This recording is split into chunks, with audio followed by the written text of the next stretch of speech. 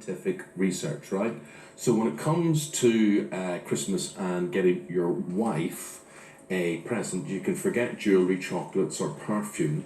We've got an American writer and philosopher who claims that women really want from their husbands is what is termed a hall pass. Ruth, please explain what a hall pass is permission from your partner. Me. Yes. Yeah. For me to go elsewhere for my sexual satisfaction and pleasures without any recriminations. And then I come back and go, right, darling, cup of tea. Here is Dr. Wednesday Martin, and she says women can struggle being in a long-term relationship more than men, and a couple's bond can be strengthened by an affair like this. Vanessa Phelps' eyes just went like that. She thinks this is ridiculous, and monogamy is the only way to a good relationship. It is fascinating. It's a fascinating question, Dr. Martin.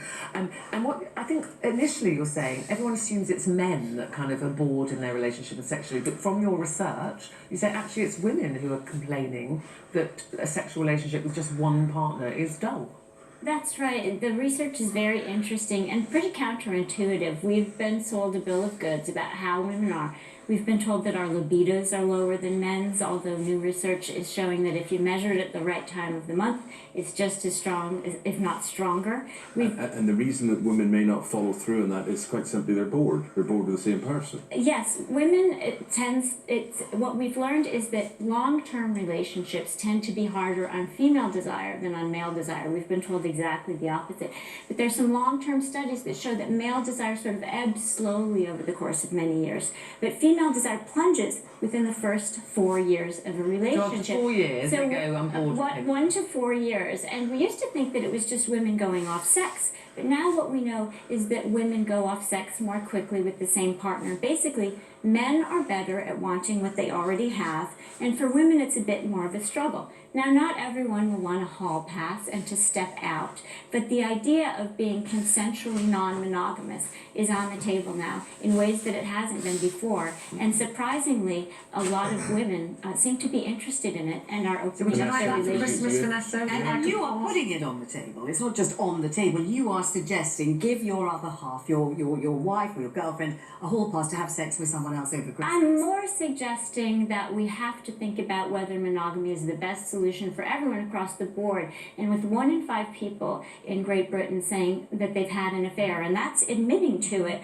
what we know is that at least 20% of the adult population here is struggling with monogamy. That doesn't mean that they're not enjoying a long-term, lifelong partnership. This is a catastrophically bad idea. Not only is it bad, I think it's hugely irresponsible and potentially very damaging. If you really are peddling the idea of give your wife the right to have an affair as a Christmas present, my God, you're playing fast and loose with all the things. An affair. I mean, just sex. Well, just sex is a And one-off I'm not thing. talking about an affair or a secret, actually. What we're talking about here is something called consensual non-monogamy, in which you agree with your partner.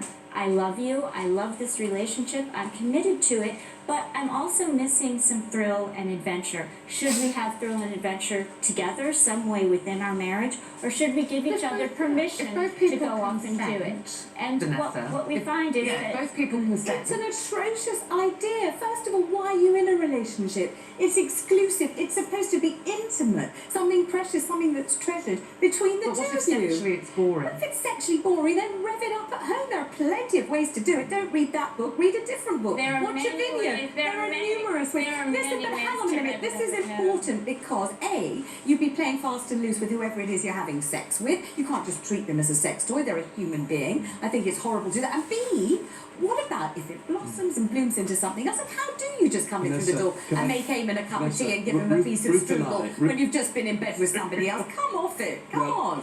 I have to say, Vanessa, over the past couple of years, Ruth and I have done a number of documentaries, one of which was about the 7-year itch. And Dr. Martin, we came across, what are they called, swingers? People open love. Polyamorous. And I have to say, each one of these people, these couples, were so confident in their relationship. They were very confident and relaxed within this. And there was no doubt in my mind that they still loved each other, but they Does that surprise you? They were that quite doesn't surprise me at all. Let's talk about, first of all, Vanessa's very, very strong feelings on this topic. Many people are passionately committed to monogamy and passionately committed to monogamy and a long-term, lifelong partnership being absolutely sutured together. But a lot of people struggle with that, and we know that from the statistic of at least 20% of people admitting they have an affair. Now, should people be forced with this choice where their only options are to stay in a relationship that is satisfying in all ways except sexually, to struggle to find satisfaction there and be unable to do it, or to have an affair, throw it all away, have a divorce and lose everything? Or do we need a more creative third solution that allows Like a people halfway to have a house, conversation? Vanessa. To your point about swingers, the research is very surprising and goes to Vanessa's very strong feelings. We find that in terms of relationship satisfaction and jealousy, swingers and people in consensually non-monogamous relationships counterintuitively report lower levels of jealousy and higher levels of relationship satisfaction. Monogamists report much higher levels of jealousy and lower levels of sexual and relationship satisfaction. Honestly, Is it for everyone? It is not for everyone, but it is for this some tremendous people. urge to fling myself in front of you to stop you peddling this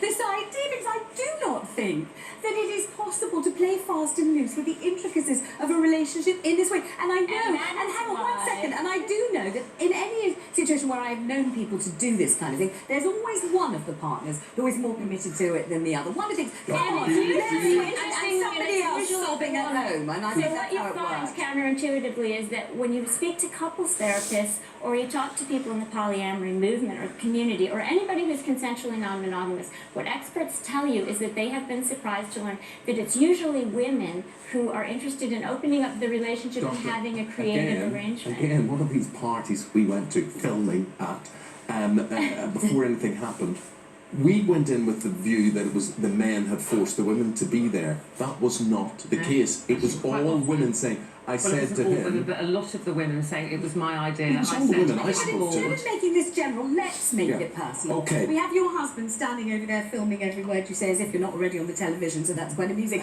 But the question is, would you let him do that? Would he like you to do that? Would do you two practice do that? what you preach?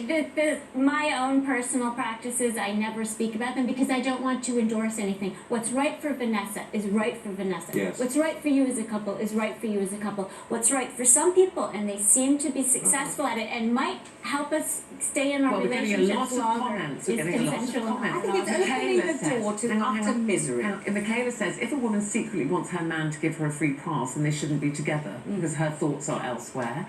Lisa says I'd rather have a voucher, written voucher saying I'll do the cleaning for the day. Now that is a gift worth Here's an having. interesting one. Faye says, my partner offered this to me, but it turns out he was having an affair. There you are, that's what I Yeah. mean. Yes, sometimes that is the case, but more often it's the case that a woman is sort of asphyxiating in a long-term monogamous relationship, and the solution might not be to step out. Of course, this isn't a one-size-fits-all recommendation for everyone. That's right, you find out there are a For few some more people- sizes. some Then you're really in people- trouble. There One are- size doesn't fit all. You look at the other Okay. sizes. And women Final love question. variety Final and question. novelty. Do you think, Need Doctor, do you variety think and in novelty. 200 years from now, people will look back and say, in the 21st century, it was weird.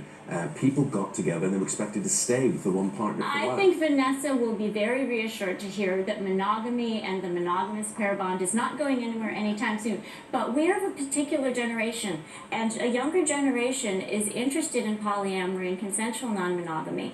And so, and some That's of the us of thought our for- generation that's are the thought interested in for it the as well. day. Are you interested in polyamory? And if you're interested in this book, why nearly everything we believe about women and lust and infidelity is untrue. It is by Wednesday Martin, and she was our guest with Vanessa there this morning. And Vanessa, we should say you are staying. It's not exactly polyamory. Well, it might be. We're doing the talking- kiss at the Christmas We're party doing with it. somebody else. Would you take it That sounds seriously? very, You very think that's- saucy. Very Yeah. It serious. sounds Exactly. like what women need: variety and novelty and But a is little it cheating? So excitement your other and half comes adventure. back, you find out that someone's posted a picture of your other half snogging at a Christmas party. We all remember the fallout after the Strictly snog. Yeah. Well, people were up in arms about it. So we're asking on our phone in Doctor, today you how you feel actually about think that. then a Christmas kiss, a sneaky kiss under the mistletoe, actually is probably quite good for you? I think it depends on the couple, and for some people that'll be an exciting thing, and it'll make their sex life very interesting That's for weeks very and months to interesting, come. Doctor. Not That's very- ours. But it's not it for won't. Well, the everyone. doctor said, I'm just saying what the doctor, I'll only If Okay, Ben is thank you. watching, can he concentrate on the Yes. panto, please? Again, panto. Oh, yes, he is. Do not even think about it. Everyone have fun this Christmas in your own way. In your Work it own out. way. Work In it your out own with way. your partner. Thank you. Right, we're going to be doing. We need the calls in for Vanessa by 11:15. There's the number there on your screen. Is a Christmas kiss cheating? Any